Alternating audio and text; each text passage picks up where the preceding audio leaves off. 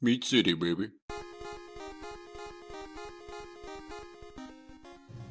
Hello and welcome back to Meat City Gaming. JD here with another Star Wars Galaxy of Heroes video, and today we're covering the Epic Confrontation Clash on Kamino. This is the most recent Epic Confrontation, and it's where you can get shards of General Skywalker. This is Anakin Skywalker's second iteration, not Jedi Knight Anakin, who we've had in the game for a while, but a more powered up version meant to work with the clones from the 5.0 first. And he's really powerful. He's kind of the meta right now. There was a lot of controversy about how his character came to the game, and the 5-star unlock with the GET Mark 1 currency needed to get his shards. I'm not going to get into all that. I'm strictly going to focus on what you need to do in order to unlock this character. And in this video specifically, we're going to talk about Tier 1, the first battle that you need to progress through in order to unlock General Skywalker. There's 4 tiers in total. I'll cover each one in its own separate video so I can get to the point and go into enough detail to hopefully be helpful and give some guidance without having an hour-long video at the end covering the entire event. So you can pick and choose the events as you get stuck, the one that corresponds to the tier that you're currently on. Unique to this Epic Confrontation is we have a space battle component. So fleets matter.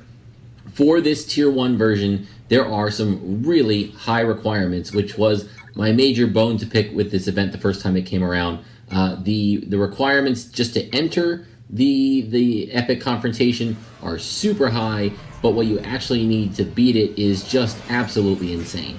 We'll get to all that in the later videos as they apply. For this first tier, for the space battle, what you need to have is Galactic Republic ships. You need to have a Galactic Republic capital ship, so that's either Mace Windu or General Kenobi, and it has to be at 7 stars, as well as your entire supporting fleet has to be Galactic Republic at 7 stars with a 40,000 power minimum, and one of those ships also has to be Anakin's ETA-2 fighter.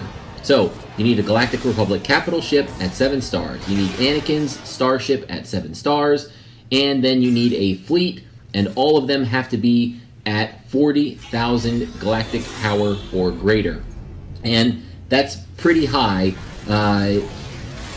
Anakin is really good. Kenobi is really good. However, if you're just getting around to this second iteration of the Epic Confrontation, it's razor thin whether you've been able to get a 7-star General Kenobi. If you're in a really high-end guild, you're piling up the get-to currency, you could have him. I do for this second iteration that's about to come back, but when I did this the first time, I only had Mace Windu available, and so that makes it a lot tougher. Mace's character is certainly less powerful. His capital ship is way less powerful than General Kenobi's.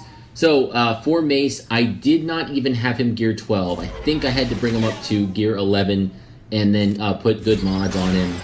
The higher the mods, it can also help his skills. You have to have his skills also increase in order to get every last drop of galactic power you can out of his ship. You have to have the abilities upgraded. Whatever you need to do, cross that 40,000 galactic power threshold. But as you'll see here, it is possible with Mace Windu. You don't have to have General Kenobi in order to defeat this. In terms of the rest of the team, Anakin is your damage dealer. You want him as high as possible. He should be your focus on who you're spending the extra gear on, if you're going to be spending it on anybody. And then as long as the rest of the team, if they're getting over 40,000 GP, they're going to be strong enough to compete in this one. It's not terribly gear-centric like some of the other ones. If you cross the threshold, you can beat it. The problem is when you actually make it into the battle, as you'll see, is it's really hard to pin down a strategy. It's so random, and I'll tell you a quick story.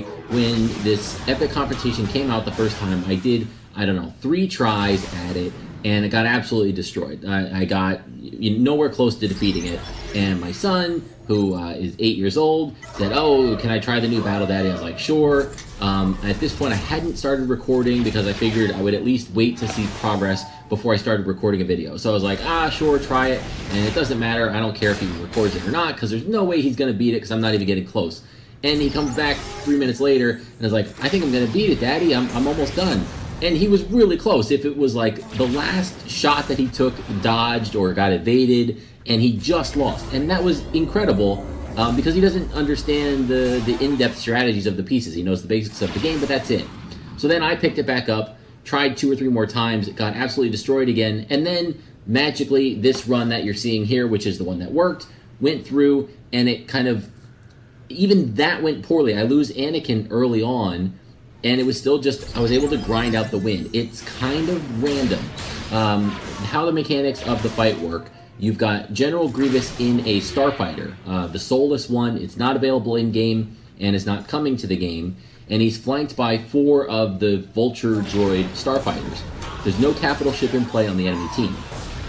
What you need to do is defeat General Grievous, but you can't target him whenever there's another droid ally on his team protecting him. He'll put a forced taunt on those other droid ships, so you have to get through those first, and when they're all gone, then you can target General Grievous. So he's got, like I said, it's him and then 4 helpers, and when you destroy one of his helpers, it gets automatically replaced. Again, there's no capital ship, there's no reinforcements on that enemy team. Another droid ship just pops up into place, and I think once you've taken out the 3rd ship, they stop replacing themselves. So at first it's going to seem like you're not making any progress. Oh, it took a ship out, but it replaced itself. Oh, it took a ship out, but it replaced itself. Keep going, keep knocking them down. Eventually they will stop replacing themselves. Then you can finish wiping out all of the support, and then you can focus on General Grievous. Part of the randomness is the droid ships hit really hard, and if you take a bad hit, if you take a bad crit, if they focus on Anakin early, you could just lose and be done.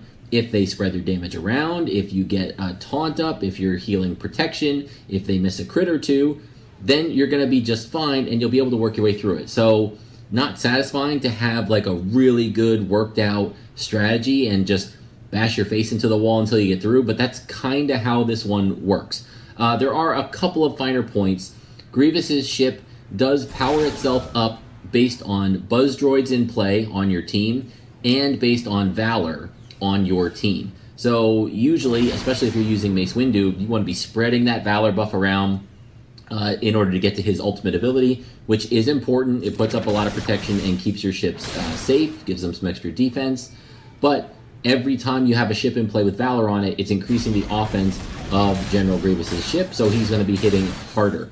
And I think every time there's buzz droids in play, it might increase his crit avoidance. It's crit avoidance and offense. He gets powered up based on buzz droids and Valor. So sometimes you might think, oh, I'll use Mace's attack where it gives all my ships Valor.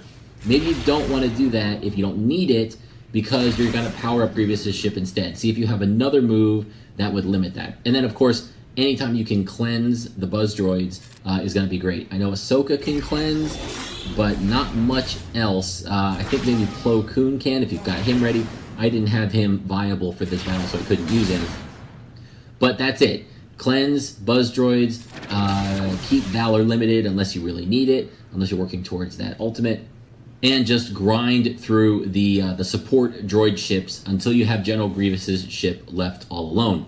And Grievous's ship can get retribution, so think about who you have up when you're going to attack Grievous's ship. If it's Rex and he has his heal available, maybe use the heal, even if you don't really need it, because you don't want Grievous to get a big counterattack in for a small hit from Rex. But again, that's fine-tuning the strategy. Other than that, it's let Anakin do the damage for as long as possible, keep him alive, and burn through those droid ships until they stop regenerating, and then get the last ones down, and then you can focus on General Grievous's ship. Do all that, and you should make it through Wave 1 without too much trouble. I will have a second video up when the event returns, and I'll run through it with Kenobi's capital ship. I think it's going to be much easier. So if you have any questions, feel free to leave those in the video below, and I will try to answer them as the event is coming up soon. Good luck. Thanks for joining me, and I'll see you.